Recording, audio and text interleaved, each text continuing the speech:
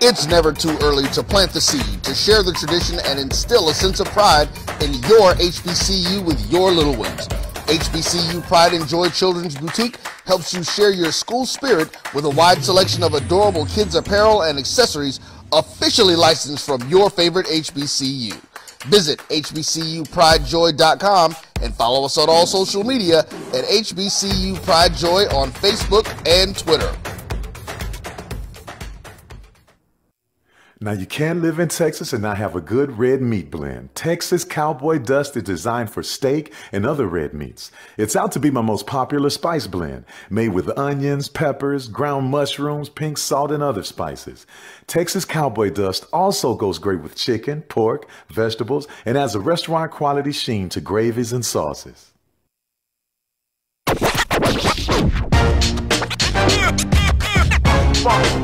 It's like a loop machine. All around town, trying to get down. Vanilla smoked sea salt seasoning is for seafood. The tarragon and fennel bring out the natural sweetness in seafood. I also use it in rice dishes, on yams, asparagus, blueberry pancakes, and believe it or not, chocolate chip cookies. Vanilla smoked sea salt adds a salty and savory component to sweet dishes that create a symphony for the tongue. Sugar Chateau Desserts is a specialty bakery located in the Charlotte, North Carolina metro area. We will create delicious and one-of-a-kind treats for any occasion. Sugar Chateau is currently shipping cakes in a jar, offering a variety of different flavors in a single-serve container that can help you celebrate in accordance with social distancing. Place your orders today by calling 803-526-7895 or visiting sugarchateaudesserts.com. True Black Essentials is a retail opportunity to bring Black businesses under one roof, where every product on every shelf in every aisle will be Black owned and Black produced by people all over the world. Statistics show that the $1.3 trillion of spending power that we have as Black people can easily be turned into each Black person having $2 million if we were to shop Black for 2 years. So True Black Essentials will launch an e-commerce store on November 1st, 2020. But we will open up brick and mortar stores in Atlanta, New Orleans, Charlotte, Houston, and Jacksonville, with the very first store opening in Atlanta, June 19, 2021.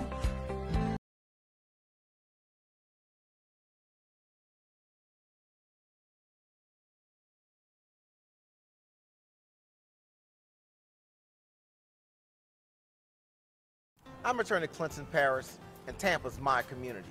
I grew up here, went to school here, and my wife and I make our home here. What makes Tampa special are its people. So when I represent someone injured in my community, it's personal. Call my office and speak to a real lawyer and not some referral service. I will fight the insurance companies to get the settlement that you deserve. At the law office of Clinton Paris, we take the pain out of being heard.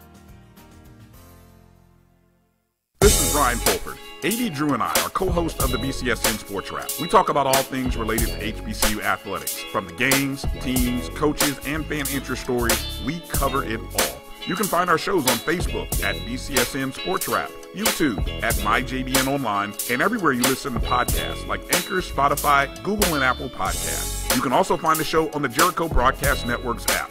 Make sure to download. We look forward to you joining the conversation and being a part of the show. It was a monumental game for A&M and Tampa. It was a monumental game. Somebody had to lose, and thank God it was them this time. We knew it was going to be a battle. Look at Jake Ave's record. 202 and 36, I think, some off-the-wall figures. And nobody would play him because they didn't want to take a chance of getting beat. But the truth of it is, over 46,000 tickets. Blacks were sitting in the east stands. Whites were sitting in the west stands, and the score wound up 34-28. The only thing we proved that we wasn't inferior, that we were not inferior, and we were not afraid. For one night, for 160 minutes, we was better than them. YT Productions.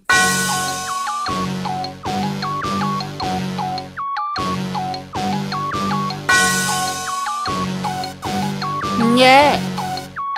I love my HBCU. And boy, I love it, love it. I love it, love it.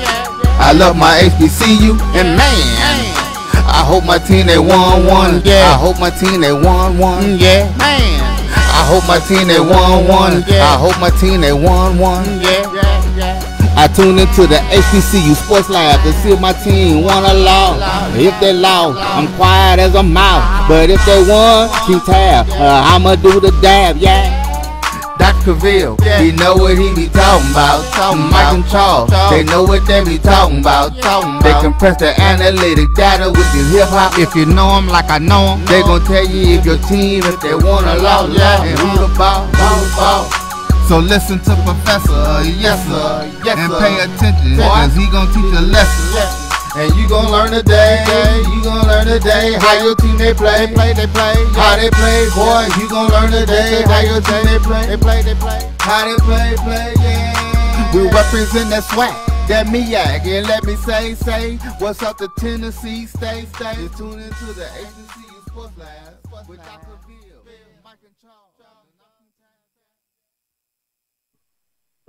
This is Dr. Cavil with Inside the HBCU Sports Lab with Mike Washington and Charles Bishop on May 9th. Welcome to episode 142 of Inside the HBCU Sports Lab radio show and podcast, the show that's covering the sporting HBCU diaspora, all things HBCU sports for institutions large and small. From NAIA to the NCAA, we share insights and information on the HBCU sports culture, HBCU athletic aesthetics to facilitate the story of HBCU athletic programs and the business of HBCU sports. I'm your host, Dr. Cavil, along with my co-host, Mike Washington, Charles Bishop. As I said, they're on assignment, or I didn't say, but Tolly Carr let you know. He's like, what? What's going on? Yes, I have some heavy hitters in the house. I have Tolly Carr, HBCU Gameday. I have Lut Williams of the Black College Sportspage. And I have Alan Williams of 1876 Sports and Culture. So we're going to bring it to you hot and heavy. We're going to give up a little thoughts on some of the HBCU news that's out there. And then we're going to have one of the first of its kind. We're going to actually talk track and field, HBCU's track and field. We have some big time programs that may be hunting for a national championship. So we'll get into it. And some of those other ones that are going to look for their own championship in terms of particular track and field event. So we'll get into it hot and heavy. My Aggie fans out there and faithful, they said they wanted it. Here it is. So you need to come on and bring it loud and heavy. So with that being said, I was blessed with the A&T cap, so I think it's appropriate to bring it out right now because it's Aggie time in a lot of people's, you know, as they say in a lot of different places. So we'll start right there. Let me go to none other than Lut, but I want to ask you this, Lut, in terms of this question, in terms of what's out there a little bit, what's going on. I want to know, what are your thoughts? What are your thoughts in terms of just the disposition of all things going on out here in the world of HBCU sports? Outside of track and field, what's hot and heavy in your mind right now? Well, a lot of things. I mean, HBCUs have, this is probably, for several reasons, a golden age for HBCUs. Over the last year and change, as we've seen a move towards blue chip athletes, whether they be in basketball, football, other sports, starting to put HBCUs at the top of their list, or at least on their list. I think generated by any number of things: the George Floyd situation, the Black Lives Matter with the cries and pleas for racial justice around the country, the recognizing the systemic racism that is very much embedded in the history of these United States that our people, African Americans, are most familiar with. That coupled with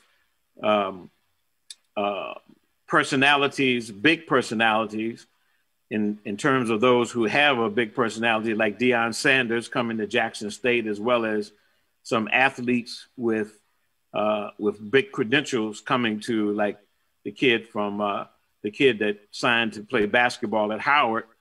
And then when you couple that with a lot of these well-heeled individuals have made contributions to HBCUs over the last year, millions of dollars of contributions across the board. just the mix of those all together, I think, has raised, HBCU profile all around the country.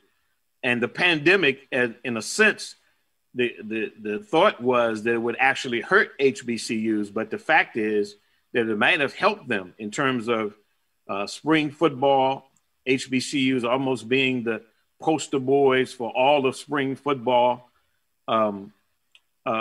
despite the fact that many HBCUs in the Division II conferences did not play. What the positive was, particularly the SWAC, in terms of them playing a spring football schedule, as well as the news that all of us here are familiar with about two of the premier programs of the MEAC, Florida A&M and Bethune-Cookman moving to the SWAC, as well as another premier program in the MEAC, North Carolina A&T, leaving to go to the Big South.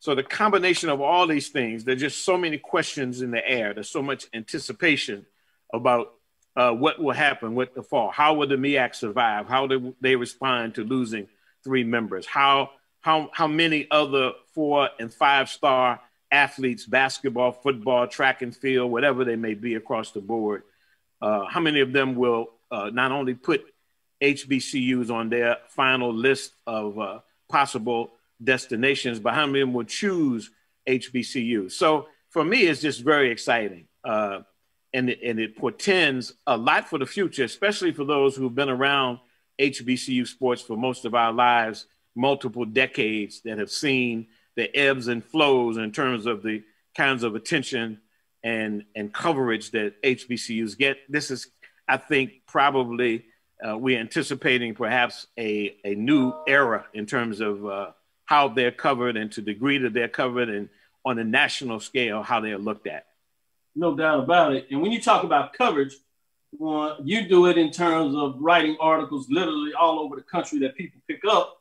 And then we have HBCU Gameday that does it in many different facets, on video, in regards to their website page, and just giving you all types of information. So in regards to what that looks like in terms of the news of the day, in your mind, Tolly, what is the biggest news in the HBCU sphere right now, in your framework? If you had I gotta follow War and Peace that Lut just gave us, right? All right. I appreciate you, Doc.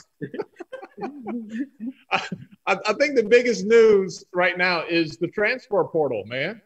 You got people coming every time you get excited. Like, yeah, guess what? My favorite HBCU just landed. You look up and one of your best players is in the transfer portal. So it's an in and an out process.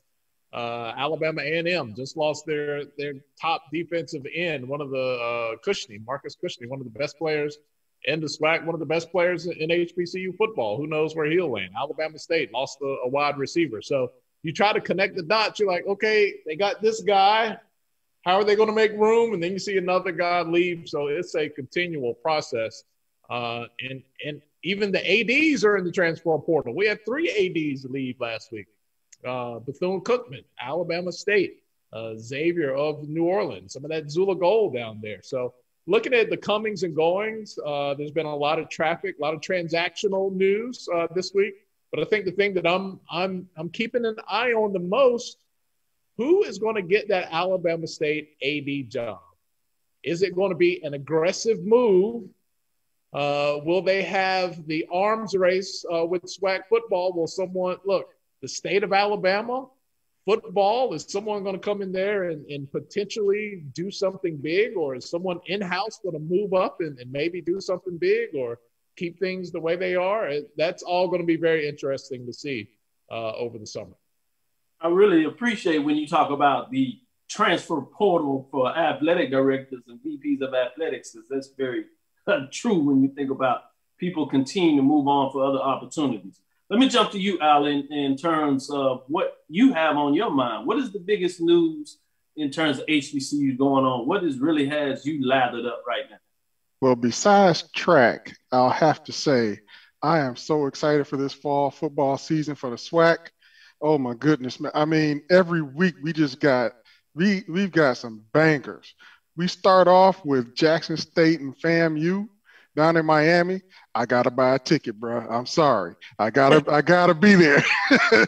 and then you add the drama here with Eddie George joining Tennessee State and seeing them facing off with Jackson State. That's going to be another interesting matchup. But I mean, look at Alcorn coming over to the Wild Wild West of the SWAC, man.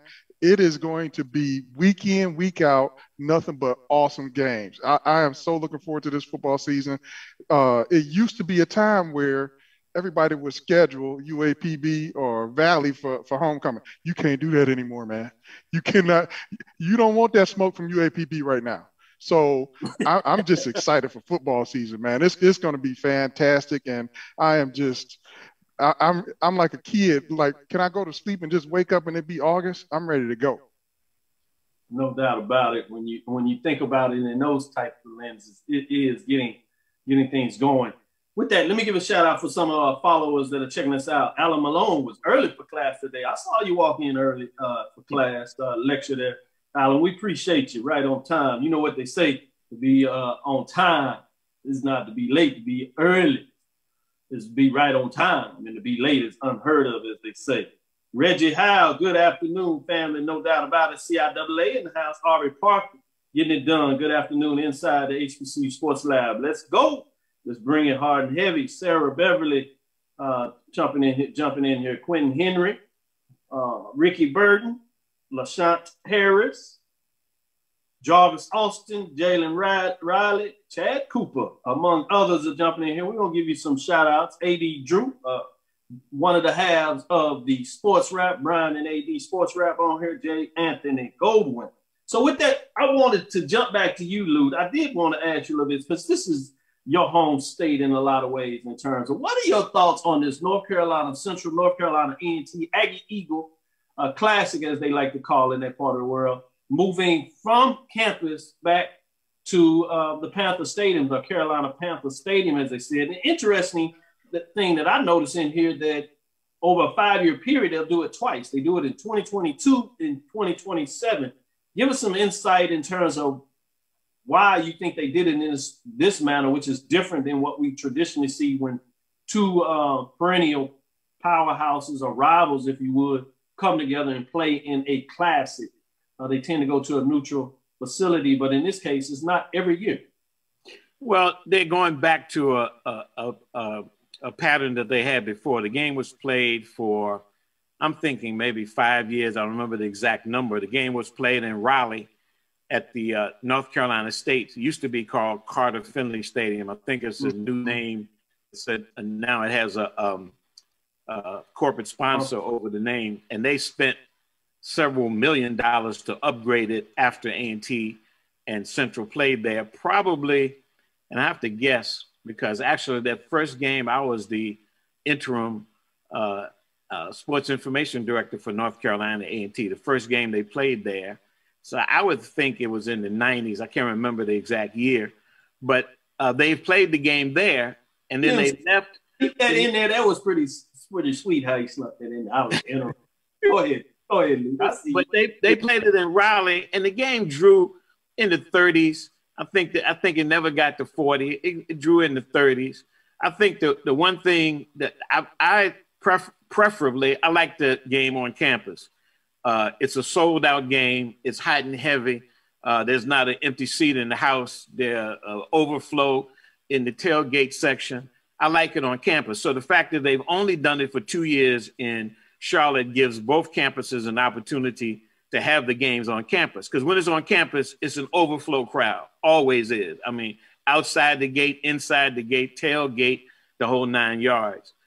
So the fact that they're moving it to Charlotte, you know, the classics are run and owned by the SWAC schools. Let's be clear.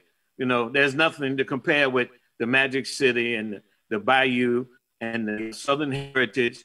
You know, and now you're going to add the Orange Blossom. Southern Heritage now got Dion going against Eddie George, even bigger than before. You know, so this is probably the closest, now that Bethune-Cookman and FAMU have left after this season of leaving the MEAC. This is the closest that the MEAC will have to Well, you know, it won't even be a MEAC game. Come to think of it, I mean, obviously, but it's the closest. It's the closest thing involving a left in the MEAC school that will kind of draw a classic kind of crowd. And bringing it to Charlotte, there are a lot of Central as well as A&T grads in Charlotte, just as there were in Raleigh when they played there. So even though, you know, I'm sure that there's some money and some corporate sponsors that's probably behind the move to a bigger arena in Charlotte, I hope they can come close to filling it up. And if they do, that will be new for, quote unquote, those MEAC schools. The only one that could do something like that was the FAMU Bethune-Cookman Florida Classic. So this is probably their greatest opportunity involving a MEAC school to kind of fill up a stadium, as you said, a neutral site stadium. So like I said, that's my attitude. I'm glad to see that some of them are going to be on campus. They have not moved them to Charlotte. And I imagine that the attitude will be, because they're going to play the first game this fall in Greensboro. And then in 2022, they're going to play in Charlotte. 2023, as it stands now, they'll play in Durham, except if the Charlotte in 2022 thing goes off well and they draw a huge crowd and the school can make as much money going to Charlotte as they can playing on campus, it may become a permanent kind of place in Charlotte. So we just have to see. This is Dr. Cavil with Inside the HBCU Sports Lab with Mike Washington, Charles Bishop. We have the guest on the show today, none other than Tolly Carr, HBCU Gameday, Lut Williams from Black College Sportspage, and Alan Williams from 1876 Sports and Culture Podcast. With that, stick with us. We'll take this quick break and we'll be right back. And we'll get into some of this track and field. I do have a teaser that I want to ask Alan before we get into that full sale. But we'll see what we can make of it. Stick with us. We'll be right back. Have you had your Earth Blend coffee today? At Earth Blend Coffee, we take pride in offering you the very best of beans across the world, blended and roasted to perfection, giving you superior quality and satisfying and flavorful taste. Experience the world in one cup with Earth Blend Coffee.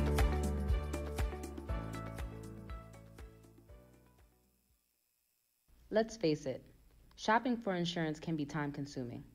That's why when it comes to your auto, home, and life insurance needs, make things simple and trust the experts at Allstate. They will help you get the coverage that fits your needs while helping you bundle your life, home, and auto policies. Bundling saves you money, sure, but it also saves you time, so you can enjoy the things that matter most even more. Contact me, Tammy Haynes, your local agent, for a free personalized insurance quote. Allstate, are you in good hands? How they play, boy, you gon' learn today. How your team they play. How they play, yeah. We represent that swag, that MEAC. And let me say, what's up to Tennessee, stay. You tune into the HBCU Sports Lab with Dr. Cavil. This is Dr. Cavil inside the HBCU Sports Lab with Mike Washington, Charles Bishop. Sitting in for those chairs and those seats, we have the triple power play for us. We got Tolly Carr with HBCU Gameday, Lut Williams with the Black College Sportspage, and Alan Williams with 1876 Sports and Culture. And during the break, man, they looking up all the hottest and greatest information, meets and prelims. They got it last heat, man. They gonna have some great news for you. In fact, let's just go there and start it off. I was going to ask another question, but we'll save that for a minute. We got time for that. I see what you all want to talk about it, so we're going to get to it. Let me stick with you, Alan, in terms of what's going on. What's going on? What's hot and heavy? What's got you excited in terms of track and field? As you're looking at it, what is some of the latest stuff? And then we'll backtrack. We're looking at the men's result. We'll go to Tolly for that a little bit about who we can keep our eyes on. But sticking with you, Alan, in terms of the women that you see right now, what's going on? Well, you got to look at that the NCAA East preliminaries over in Jacksonville. It's live right now. They're running the 100. I think they're on the last heat of the 100. But right now, sitting in the top spot, Cambria Sturgis out of North Carolina A&T with a personal best 11:01 in the first round. Bruh, she's going to go sub 11 here before this is all over. She's got 2 more rounds to run, but yeah, I think she's going to get it in. And then also you've got sitting in the 6th spot, Tiana Brown, Alabama State.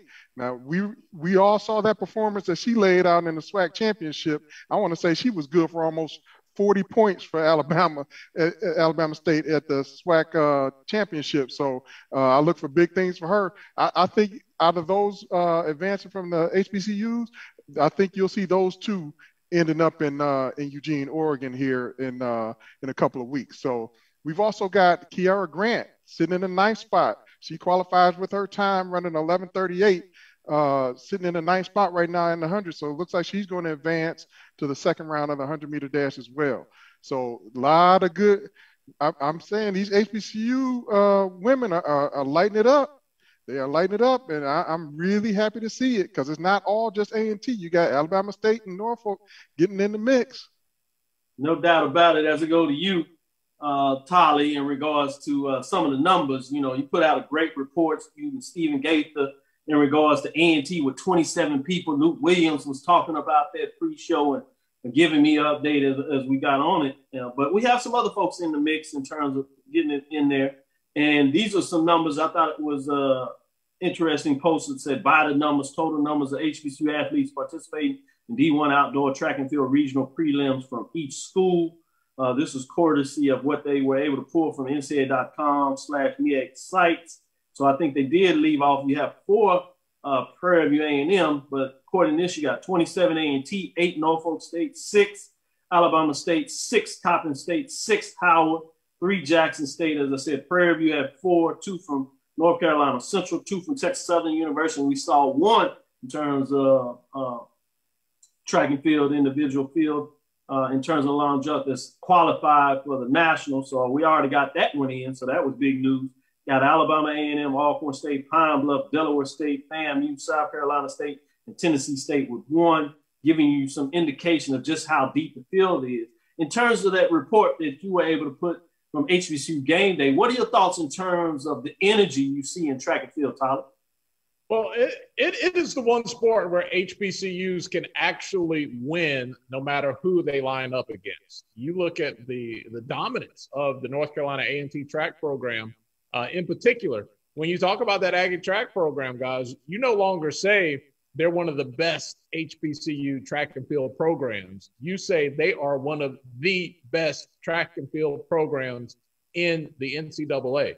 And that says a lot. That says a lot about Coach Ross and the job that he has done there. And I mean, you look at, somebody like Randolph Ross Jr., I mean, the things that he is able to do, the excitement that he's able to bring, just one of those guys that you when he's on the track, like you cannot take your eyes off of him. That relay team, there's been times where during the season, they've been the best in the world at what they're doing when you look at the time. And even when somebody knocks them off, they're still in that conversation. We talked about the Alabama State women, maybe not quite the same level, but the consistency that they've been doing and the dominance they've had in the SWAC, and they continue to do that year in and year out.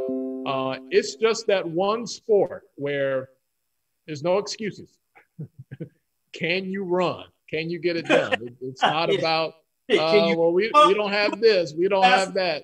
It's mano y mano. I love it. I love it. You're right. Picking them up, putting them down. Can you do it faster than the next person over this period of time? I love it. As we say, that's the engineering side. Alan can relate to that. I just remember Rasheed Wallace used to say, "Ball don't lie," and track we say, "Clock don't lie."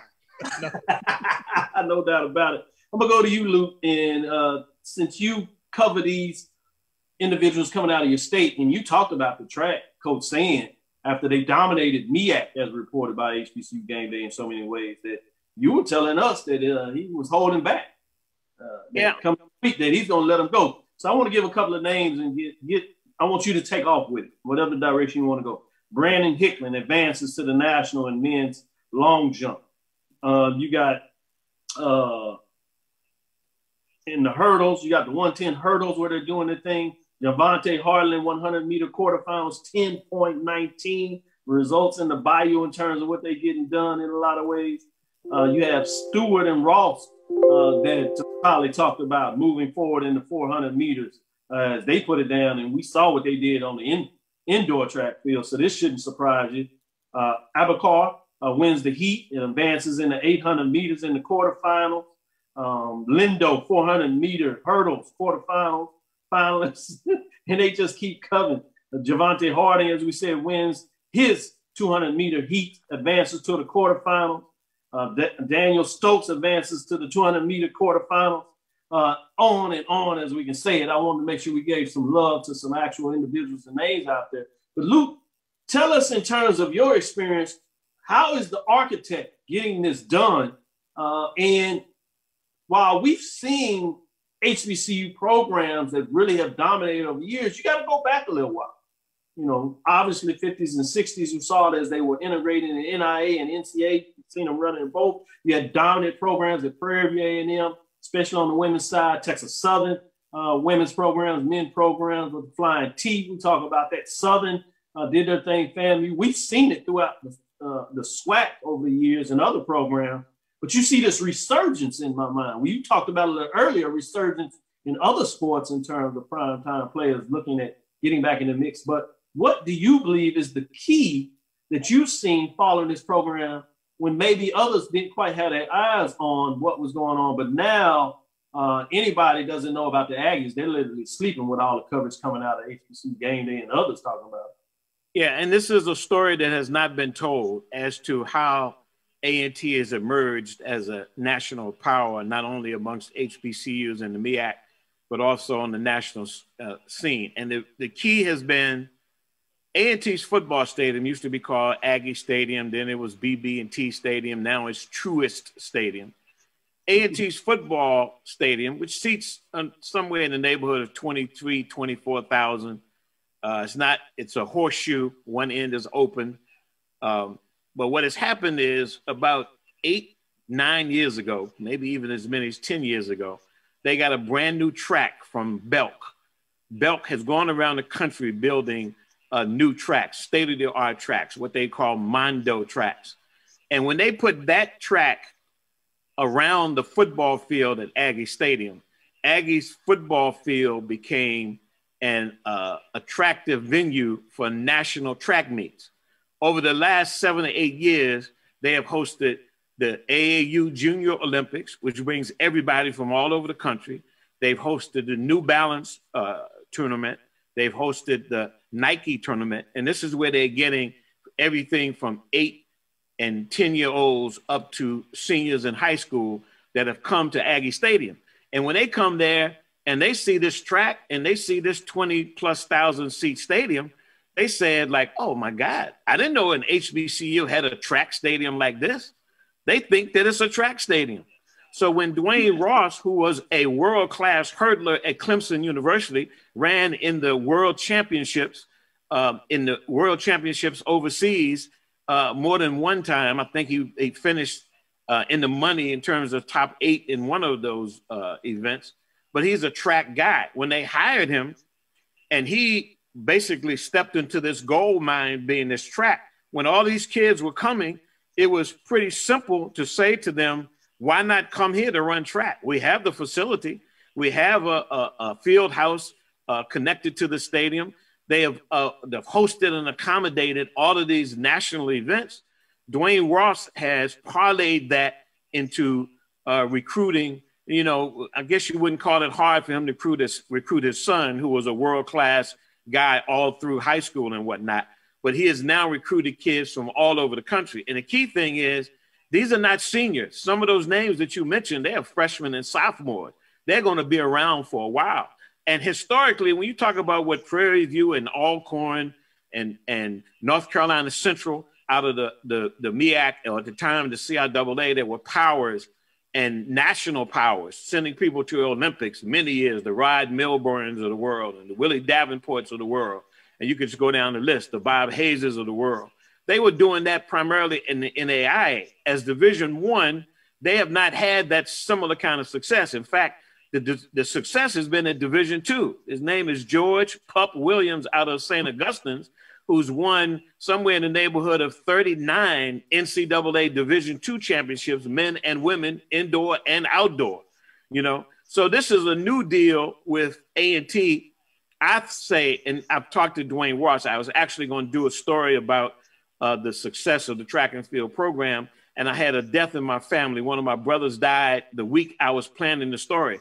But when I talked to him at the MEAC championship, and this is what I put on Twitter right before we came on the air, he said to me at the MEAC championships, I reminded him that I wanted to do this story, and how well they were doing. He said, "Oh, you haven't seen anything yet, Luke. I'm going to unleash them at the regionals." His words, "I'm going to unleash them at the now." They dominated. They set records for men and women at the MEAC championships in terms of points scored, the most ever in the history of the 50-year history of the track and field championships. They scored 200 plus points, both the men and the women. But he said, "Oh, you haven't seen anything." This is the one comment he made to me. "I'm going to unleash them at the regionals." So the unleashing begins today. Lauren James, a woman in the shot put, finished 7th in the shot put. I don't know if there's ever been an HBCU athlete that finished in that event, or in the, hammer throw, javelin, that kind of stuff. Lauren James finished 7th in the shot put finals. We already talked about how many have already advanced. I think it's at least 6 or 7 that are in the finals for the 100 meters. The 100-meter hurdles, 3 A&T athletes, female athletes, women athletes, finished first in their heats, and they have the 3rd, 4th, and 5th fastest times going into Saturday's final rounds of the 100-meter hurdles. So, Luke, let's put a on it right there. If you unleash them, I'm saying stay tuned. Yeah, I don't want you to give away all your secrets now. We got still another 30 minutes. Hold on. You can't get it all out right now. We got a lot. I know you're excited. I'm excited. You got me fired up. You make me think I can run fast. Well, never mind. See, we just messed it up. Dr. Mills inside the HBCU Sports Lab with Mike Washington, Charles Bishop. I got none other than some of the great ones with me today. I have Tolly Carr, HBCU Gameday, Lut Williams of Black College Sportspage, and you have Alan Williams of 1876 Sports and Culture. We'll be right back because I'm going to take it off the grid a little bit. We're giving you all this history, all this current information. We got some other things going on that we're going to talk a little more about track and see what is the nexus. So stick with us. We got a little more coming back. I'm going to put a pin on it, and then we're going to come back and tell a little more about this HBCU track and field, particularly taking a close look at the Aggies program and what it means for HBCUs across the landscape moving forward. Let me put a little dot on this before we go quickly to this break. Imagine if you're the Hampton Pirates, you just dominated the Big South in terms of track and field, and all the little sisters of the blind in the Big South in terms of track and field specifically look up and they say, "Oh, Lord." They don't want that smoke. Yeah, that's right. Come on. We'll be right back at this break. I thought I'd leave you with that and something to ponder. Stick with us. We'll be right back. And two, Empowerment Resources, Inc., a nonprofit organization, has empowered more than 1,500 youth and adults in Duval and surrounding counties through its programs, Journey into Womanhood, Girls Mentoring, Life Skills for Teens, and Parenting Education Coaching. To get involved with programs, volunteer, or donate, visit www.empowermentresourcesinc.org. Follow us on social media, facebook.com/empowerment.resources and instagram.com/empowermentJAX. The Cavil Group is a Florida-based marketing and training consulting firm. We help businesses communicate to their target audience and engage them in conversation. We also help to expand their audiences, which will ultimately result in growth for those organizations. In addition to being a certified constant contact specialist, my colleagues and I are also certified in John Maxwell Leadership Principles. We use these proven principles to conduct workshops, training, and private coaching sessions for individuals and companies looking to take things to the next level. Contact us to schedule a free consultation. Issues today, don't delay, call Cavil. Shop Velvet Online Women's Boutique to spice up your closet with trendy, unique looks. We have fashionable and chic looks at very affordable prices. Velvet Boutique offers free shipping all year long on all orders. Shop online at www.melvetboutique.com. That's www.melvetboutique.com. Like us on Facebook and follow us on Instagram. Shop Velvet Online Women's Boutique. How they play, boy, you gon' learn today. How you say they play, how they play, yeah. We represent that swag, that MEAC, and let me say, what's up to Tennessee, stay, tune into the... This is Dr. Bill with Inside the HBCU Sports Lab. We're back with you. Tolly Carr, HBCU Gameday, Lut Williams, the Black College Sportspage, and Alan Williams, 1876 Sports and Culture. Left off with Lut just teasing you with all types of information. We're going to switch it over to Alan because I want to get into the comparison when you take it back west. Go west, my friends, they say. Prairie View has a state-of-the-art track. You traveled the youth circuit with your young boys in terms of them running track, and so you were shaking your head and resonated with a lot what Lut Williams said in terms of what they did at North Carolina A&T. And it's intriguing when you talk about the phenomenon that you see at the larger institutions, where oftentimes, obviously, their football stadiums are so big and they started removing the track from the football stadiums. And you saw that to some degree happen at HBCUs. But this actually happened in a reverse order where it worked out that having a football stadium, 20-some thousand seats, really worked out well in terms of the state of art, which is different than what you see at Prairie View that does have a state of art track and field track stadium there, track field, where you actually seeing them training for the Olympics before they went to Brazil. Talk about what you see with some concerns of what they did at Prairie View, maybe copying the major schools components. And this is outside of anything else that you want to put in there in your experience following track and field. Absolutely. And Lut is here just dropping knowledge, I'm telling you. When you look at the AAU circuit for track and field, if a school is hosting or a location is hosting the AAU track and field event, you're talking 10,000 athletes. And if we're talking young people, that means they got a parent, a coach, somebody else is with them. So that it is huge. So when that circuit makes its way to Texas, they don't run at U of H, they don't run at Prairie View, they don't run at Texas Southern, they run at Humble, Texas High School. That high school has a huge stadium, and they've got the track around the football field. So just like Lut said, they're able to put 20, 30,000 in the stands because you've got 10,000 athletes. And grandma and everybody wants to come and watch their baby run. Right. So you've got to have that. Now, when you talk about Prairie View, they have one of the fastest tracks in the country. As a matter of fact, this weekend, they've got all the international runners at Prairie View trying to lay down their time getting ready for these Olympic trials.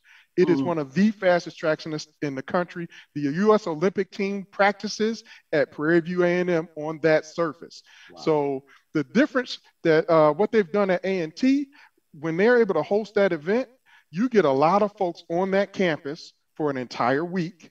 They look around, they start taking tours, they go to the bookstore, and you can set that hook for a lot of those kids saying, I kind of like that place that we ran because I got a shirt, I got a hat, and I watched them on TV. That's a huge recruiting tool. And their program is fully funded. Now, you look at some of the other schools, Prairie View is a prime example. Prairie View's track team is not fully funded. We talked to Coach Williams, former Olympian Coach Williams, the women's track coach at Prairie View, and she has 7 full scholarships instead of her full load. So she's short about $700,000 to have full scholarships to be fully funded. So that means instead of recruiting out of state or out of country kids, she's got to focus her recruiting on in-state kids because the tuition is lower, right?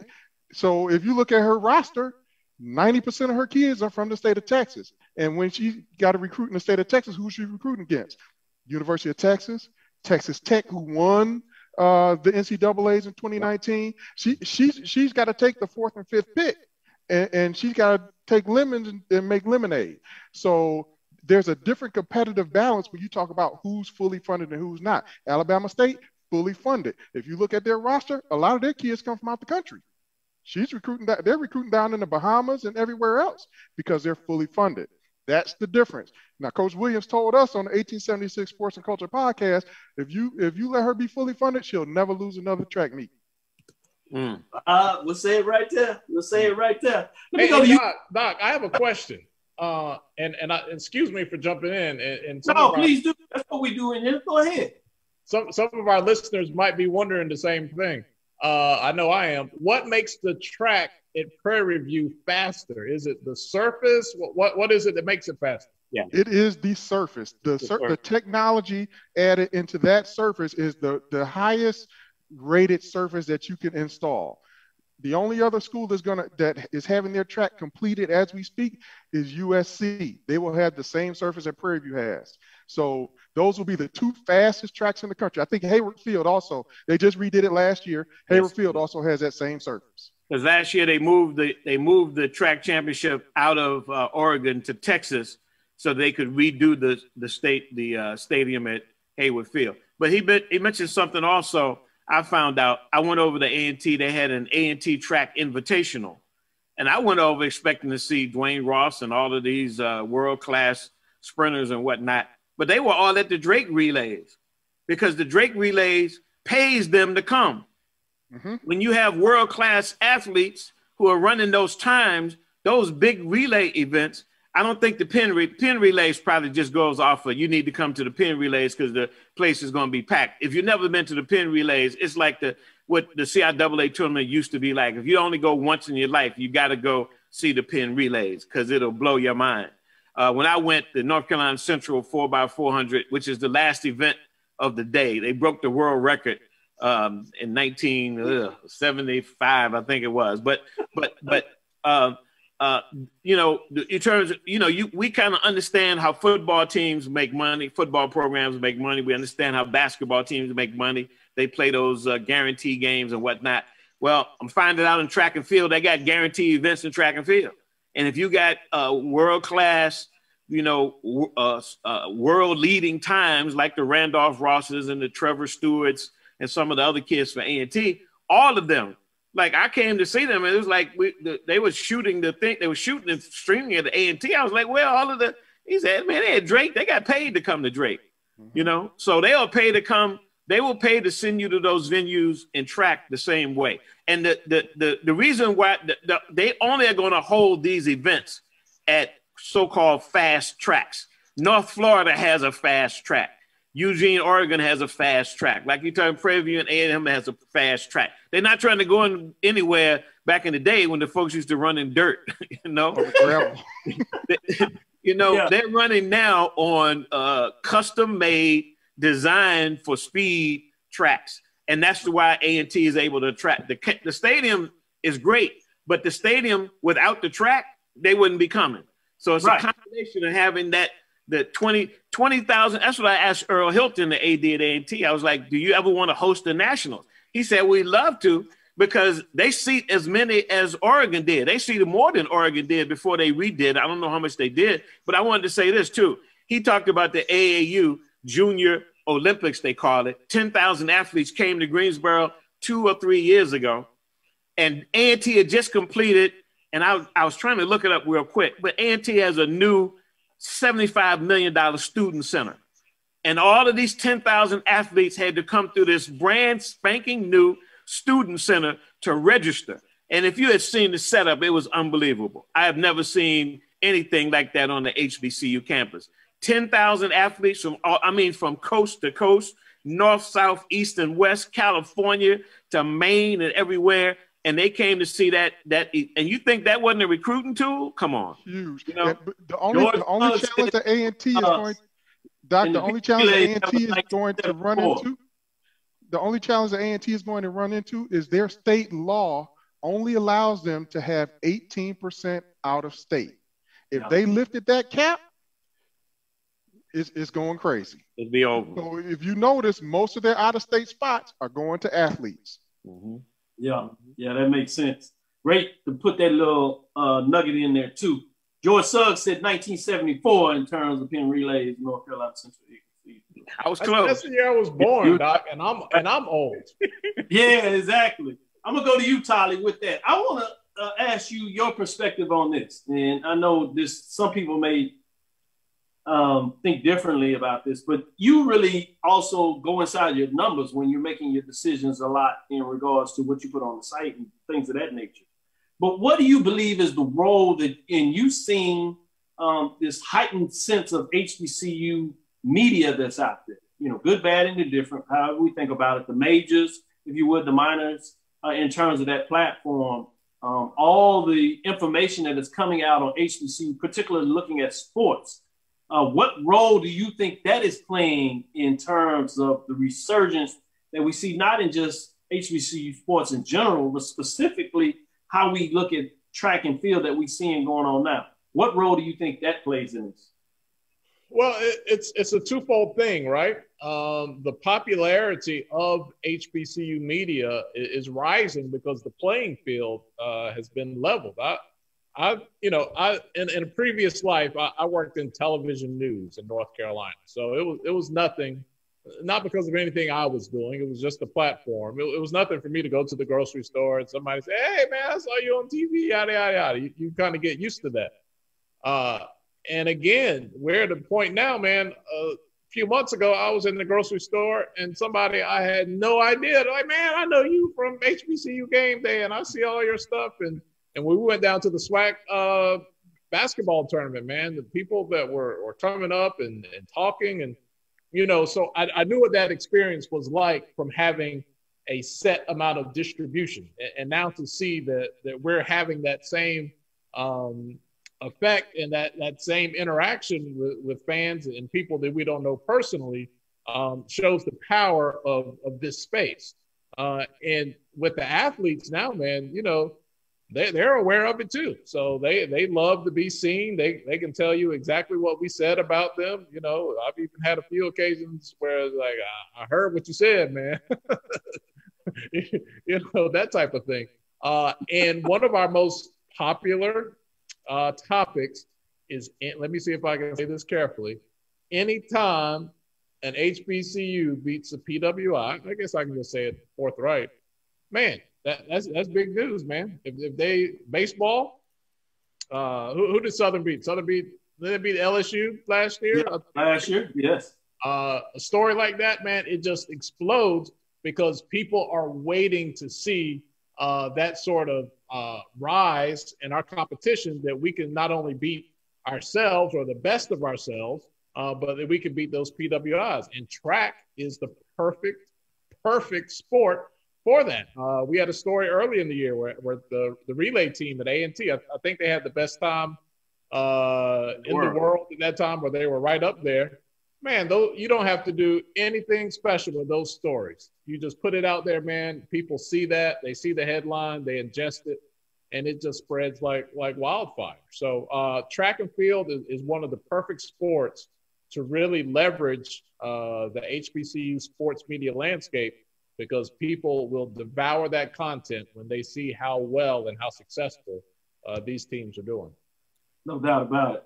This is Dr. Bill inside the HBCU Sports Lab. We're going to take our last break. We'll come back 10 minutes. We might have a final topic on track and field, but we'll give some other information. We gave you good 30 minutes on track and field. You won't get that anywhere else, as we dove deep in terms of HBCU sports and track and field and gave you some insight. In fact, I got one more from George Suggs. Somebody was listening to you, Alan. They have raised the cap at North Carolina A&T. It was 16, now it's at 25%.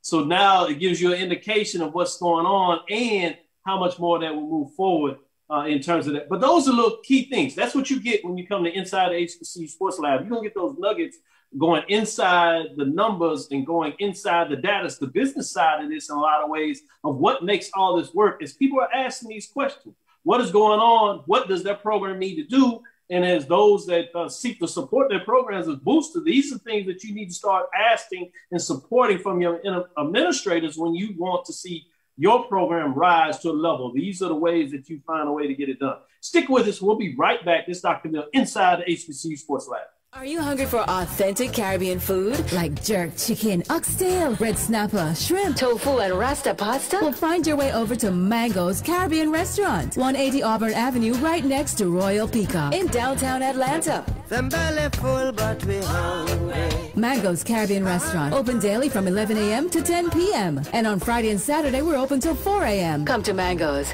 and put some spice in your life. So we've got a good thing going.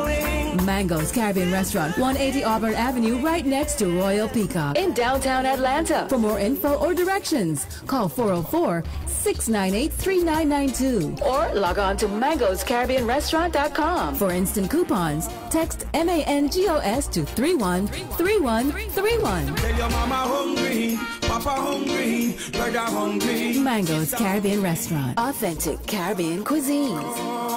Open up the door. It's never too early to plant the seed, to share the tradition, and instill a sense of pride in your HBCU with your little ones. HBCU Pride and Joy Children's Boutique helps you share your school spirit with a wide selection of adorable kids apparel and accessories officially licensed from your favorite HBCU. Visit hbcupridejoy.com and follow us on all social media at HBCU Pride Joy on Facebook and Twitter. How they play, boy, you gon' learn today. How your team they play. How they play, yeah. We represent that swag, that MEAC. And let me say, what's up to Tennessee State? Tune into the HBCU. This is Dr. Cavil with Inside the HBCU Sports Lab with Mike Washington, Charles Bishop. We have HBCU Gameday, Tolly Carr, Lut Williams of Black College Sportspage, and Alan Williams of the 1876 Sports and Culture Podcast. And as we was talking about it, remember I told you that you got to work with your coaches, your athletic directors, your administrators, because there's chances that you're going to get athletes. We have a story, and then give them a chance to give a shout out, but I want to show you the HBCU connection. We have a college buddy of ours now whose son actually running at Arizona State and produces best time since coming off his injury, best time ever actually for him. Now he's qualified to go in the next run in terms of Drayden. But we had him at Prairie View. We literally brought him down to the homecoming. He had a blast, was ready to go. But the money wasn't quite right in terms of the assets he can get. And we didn't quite know it to that effect because we should have been there as a booster group to make sure that we could disperse the difference. And he's that type of kid that is the difference in the program. We see what he's doing at Arizona State, and he could have did that right there at Prairie View University. So with that, I'm going to let Alan go ahead and get a shout out to him, as I told the story. Yeah, shout out to Jalen Drayden, coming 6 months off of a surgery to run 10.26 and move to the second round in 100 in the NCAA West preliminaries that are taking place in College Station at Texas A&M. Man, I sure wish he was in that purple and gold right now, bro, because I think as a freshman, he is producing points for Arizona State. I mean, if you put him in the SWAC in the 100, the 4x1, and probably the 200, and he's probably going to bring you 30 points. Oh, yeah, that's our indoor championship, and we dominate the outdoor championship. Hey, we lost outdoor by 7 points. See? That's all I'm saying. That's all I'm saying. That's all I'm saying. You know, give us a little liberty to boast a little bit. But with that saying, as he's holding up those picks for it, but go Drayden, household, proud of what they're getting done there. I did also want to shout out, Charles Bishop is not here.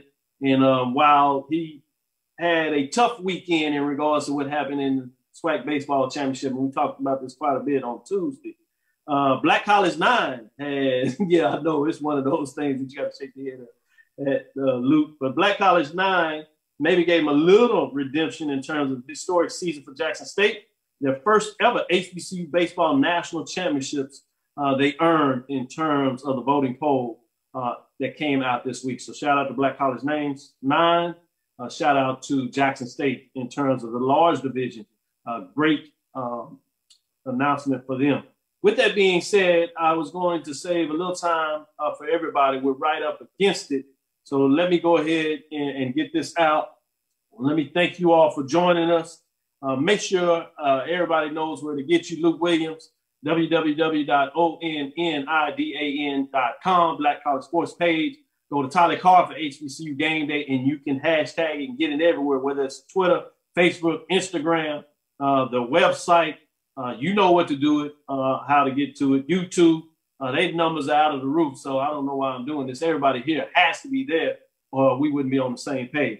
Also follow Alan Williams, 1876 Sports and Culture. They have the second podcast of President Simmons getting on there. And if you hadn't listened to the first one, you got to listen to it. You're talking about a president that's a sports fan, and she takes you back to some of the history and tells you why the Prairie View students need to be doing more in terms of supporting the athletes. And man, it's an amazing interview. Check that out. This is the second one that drops. Go back and check out the first one if you haven't already, but wanted to give you a shout out there. That'll do it for us today. This is Dr. Cavil with Inside the HBCU Sports Lab. Thank you for joining us. I hope you got all your facts and needs on HBCU sports. We're going to save it. We're going to give a story that we'd like to do with St. Augustine. I'm going to let Lut, when we bring him in here next time, we can take a deeper dive in that. We're out of time. Thank you for listening to Inside the HBCU Sports Lab. Make sure you share our podcast with your friends and colleagues.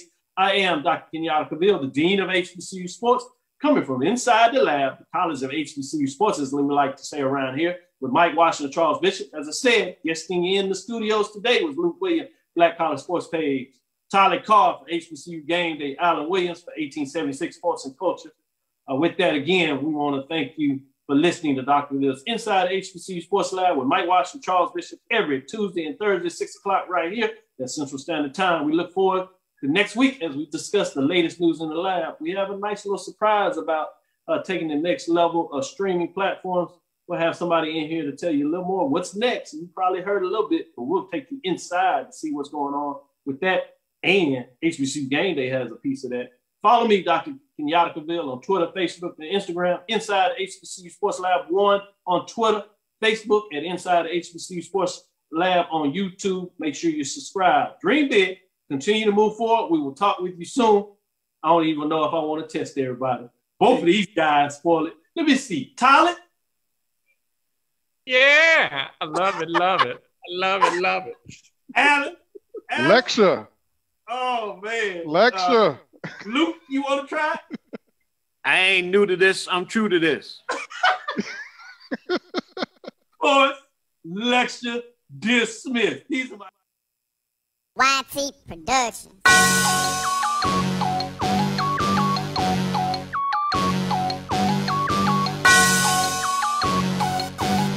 Yeah. I love my HBCU. And boy, I love it, love it. I love it, love it. I love my HBCU. And man, I hope my team they won. I hope my team they won.